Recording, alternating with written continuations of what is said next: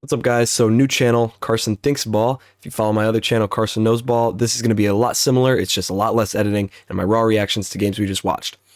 As I'm speaking, the Thunder Grizzlies game one of their series there's about 5 minutes left in the fourth quarter. OKC is up 124 to 69. And I wanted to wait till the game was over to give my raw reaction, but the game has been over for 2 quarters now. I'm pretty sure this is going to be the largest blowout in a game one of the playoffs ever. I think the largest blowout ever was 58 points, which I don't think it'll end up being that. But there's a lot you can take away from this game, a lot of stuff. This game was never really close. Even in that first quarter, I think the Grizzlies took maybe like a 4-point lead. Yeah, 4-point lead a minute in. And the moment the Thunder took that lead back, it was just, they didn't stop. They kept going. As it stands, every single quarter, the Thunder have won, especially the second quarter, where the Grizzlies only scored 16 points and the Thunder scored 36. A lot went wrong for the Grizzlies. Number one, Marvin Bagley III was their best player tonight. Marvin Bagley III should not be your best player on a playoff team in 2025. He went 8 for 8. A lot of those shots were right under the rim. He did make a over half-court shot to end a quarter, but that was about the only, I guess, real shot he was really making. Ja Morant, not the best game in the world. 6 for 17, 1 for 6 from 3. He got some good looks. He made really well at some points. He didn't really turn the ball over very much. He only had 1 turnover. Ja Morant, he stayed aggressive for a lot of that game. He was trying to make plays. He was trying to do a lot of stuff for the team, but the team around him wasn't making shots and he wasn't making shots. It was just not good enough. He had a real nice behind the back pass to Zach Edey, who Zach Edey did not have a great game. At one point, he got blocked from behind by Shea. When you're 7'4", that's not exactly what you want to see happen. The whole reason Zach Edey's on the floor usually is to rebound, and he had 9 rebounds. He rebounded fine, but it just wasn't enough rebounds. The Thunder out-rebounded 50 to 39. As I'm going, there's still... Let me take this webcam.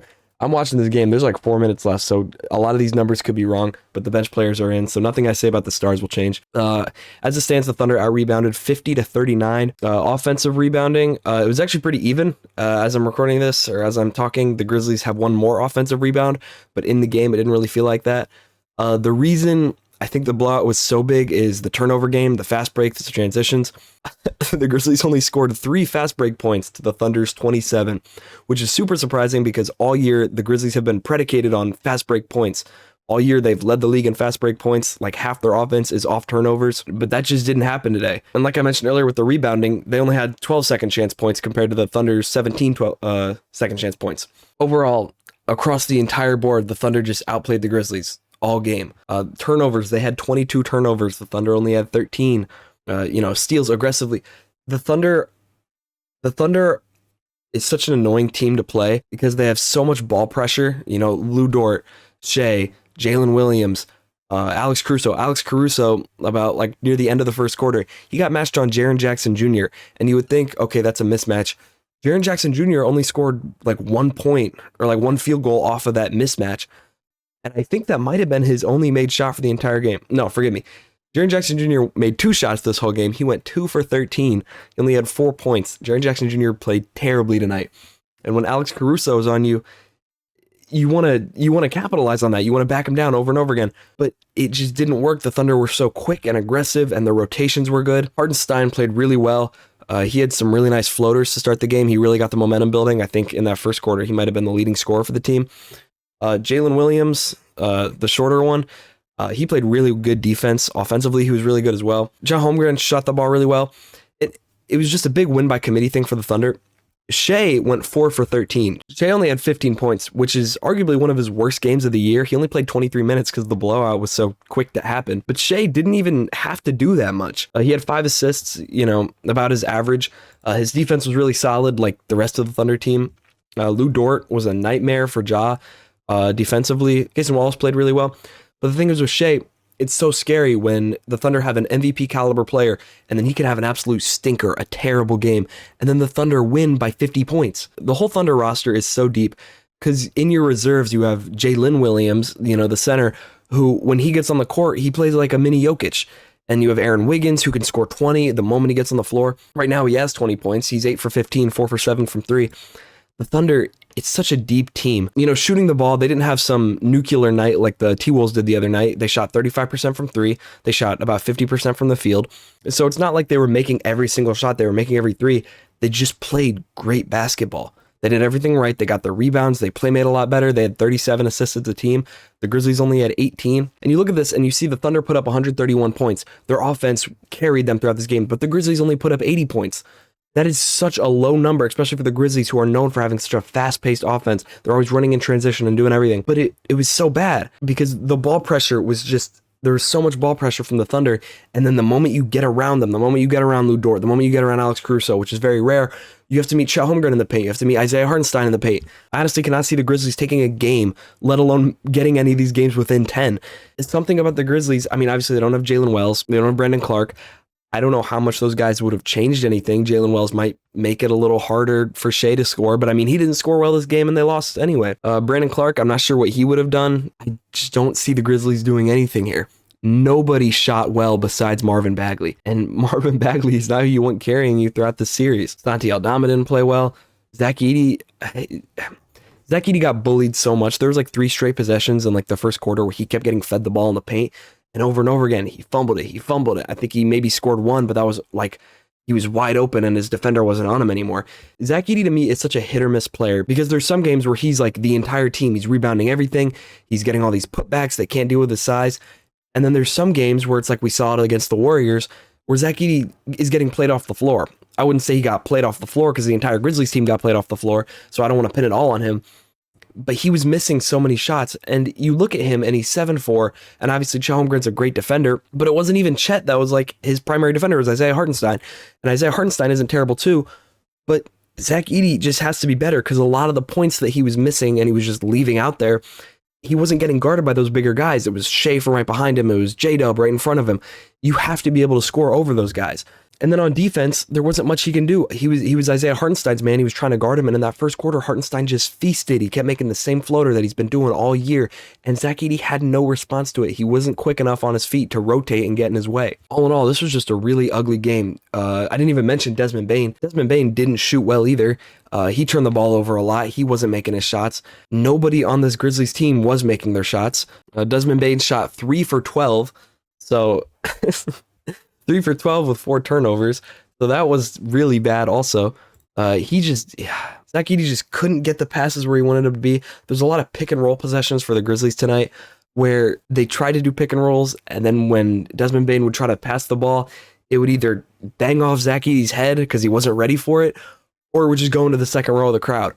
Desmond Bane did not make a lot of right plays tonight, and maybe you could make that up for with hitting your threes or something, but he wasn't hitting his threes either. Nobody was hitting their threes. OKC seems super scary to me. In the next round, they're either going up against the Nuggets or the Clippers, and I think those will have a lot better games than whatever the Grizzlies can put out right now. But I seriously don't see the Thunder losing any more than 2 games against any of these teams. Honestly, I don't see them losing more than 2 games to any team in the West. Like with the Clippers, you want to trust it a little more, I think, than the Nuggets. Something with the Nuggets is just, I don't think Jamal Murray will get any shots off. We saw Michael Porter Jr. get played off the floor. I think Russ is not going to have a good game against the Grizzlies, or against the Thunder, sorry. I think Jokic is going to be great no matter where you put him. But we all know Jokic struggles defensively, and Isaiah Hartenstein over and over again makes that floater work over and over again. And I don't see Jokic having the foot speed to get up on Isaiah Hartenstein whenever he puts up those like push shots 7 feet from the basket. I think Jokic is going to get fried on defense. We saw Zubac do it the other night. I think the Clippers are probably a better matchup. I think obviously it's going to be hard for Harden to do anything, but I think Kawhi's size. The one thing the Thunder don't have is like a bigger wing defender against guys like Tatum, LeBron, Kawhi. And that's not to say they don't have the personnel who can do it. Like, J-Dub can do that, but I don't think he can do it effectively. I don't think he can do it super efficiently. I think Kawhi would have a really good series, but I don't think it's enough to win. I think the Thunder beat any team in 5 games in the West. At least. I think if they go to the conference finals, the Rockets are kind of similar to the Grizzlies in a way where they're super transition heavy. Their half-court offense isn't elite, but the Rockets have a really good defense. I just don't see the Rockets doing much either. I think Şengün's going to get shut down. I think Jalen Green will probably get shut down. Amen Thompson will probably do fine. He's a little bit bigger, but even then, I don't see much out of him. I think with the Warriors, I think the Thunder is a really good matchup against them. with all their perimeter defense and ball pressure, I think it'd be impossible to get these open looks for Steph. I don't think obviously impossible. I think Jimmy Butler would have a good series, but I don't think it'd be enough to beat the Thunder by any means. We saw the Timberwolves beat them last year, but I don't think they could do it this year. Something about the Timberwolves, I think with the small ball lineups that the Thunder put out, I think Rudy Gobert is going to have a really hard time if he was out on the floor. Obviously, the Naz Reid lineups work a little bit better against some of these small ball lineups. We saw it in the Lakers game, but I don't know if I really trust that. With the Lakers, I had the Lakers being in the Western Conference Finals after that Timberwolves game. I'm not sure, but going into the playoffs, I had the Western Conference Finals being the Thunder and the Lakers, and I had the Thunder winning that series, and I still hold true to that because the Lakers, I think, like I mentioned, I think LeBron would do a lot better because he's a bigger guy and he could move some of those smaller defenders out of the way. But it's just the Thunder are so deep, and it's just like the Thunder as a team is literally just a machine. They're like a tank. I can't imagine them losing to any of these teams. And then when you get to the finals, it's either the Cavs or the Celtics probably. Go Cavs, but I don't think we beat the Thunder. I really don't. I think Donovan Mitchell's gotten shut down by Lou Dort both matchups this year. He's been terribly shot, like 19% from one of those games. I think Darius Garland will probably get shut out, and we know he doesn't have the best playoff track record. You know, the double big thing earlier in the year when we played and the Thunder didn't have either of their bigs, they beat us by like 40 at one point. Obviously, I don't think Jared Allen's going to struggle as much as he did last year, but I don't know if I trust that. Evan Mobley, I think, will have to be our best player if we want a chance.